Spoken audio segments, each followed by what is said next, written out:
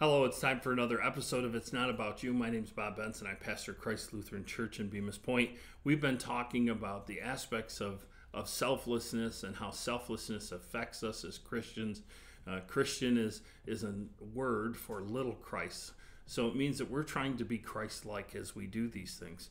So what really is selflessness? And I would tell you that selflessness, at least in the biblical context, is an attitude and a way of life that prioritizes the needs, interests, and welfare of others before yourself. It embodies the spirit of love, humility, and servitude that Jesus Christ exemplified during his earthly ministry. He was completely selfless, had all the power in the world, but yet never used any of that power to benefit himself. How is it that we live in that Christ-like attitude? Constantly thinking about others, constantly putting their needs, their welfare before ours. There's some key passages throughout the Bible that help teach us selflessness. We can start when we reflect on Jesus' selfless life, the way he lived, his ultimate sacrifice on the cross. While we were yet sinners, Christ died for us. He doesn't ask us to get cleaned up so that we can get saved. We get saved and then he cleans us up. He does the work. But that doesn't mean that we don't need to change our attitudes. That doesn't mean that we don't need that Romans, that transforming of our mind to happen within us.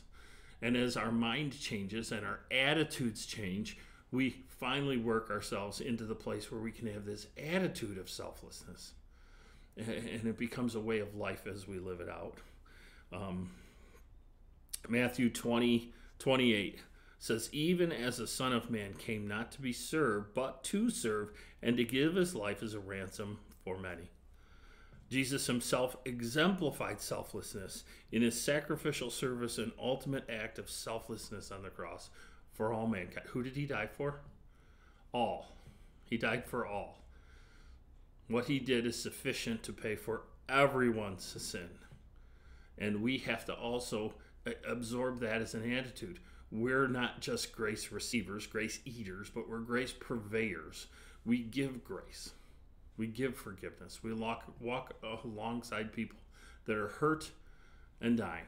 And how is it that we do that?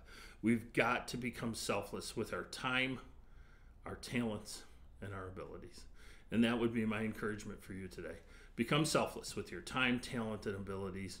Put others' needs and their welfare before yours. So for It's Not About You, my name's Bob Benson. Thank you for taking the time to watch.